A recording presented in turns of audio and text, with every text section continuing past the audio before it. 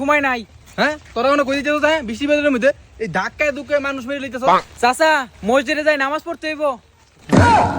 অন্ত নামাজ রাখতো না বুঝলাম না কি হইলো বুলানের।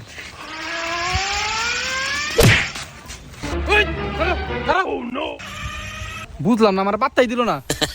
সমাজটা শেষ ধ্বংস হয়ে গেছে হালার পুতেরা। বর্তমানে পুরাণের মধ্যে কোনো আদব কায়দা নাই। এই খারা খারা খারা খারা কি শুরু করছ তোরা? তোরা সব টিম দূর পারতেছিস কে?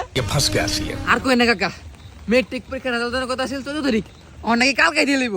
নফল নামাজ কমে গেল কাকা, বড় কথা কমনি আল্লাহর সন্তুষ্ট করতে হইব। কাটা নামাজ গুলো করুন। হালার পুলাহান সারা বছর নামাজের খবর নাই, পরীক্ষা খারাপ দিয়ে কি নামাজ পড়লে রেজাল্ট ভালো হইব? এইগুলোর তো কবে বুঝাইব? আল্লাহ তুমি এগুলোর হেদায়েত দিও, বুঝার তৌফিক দিও।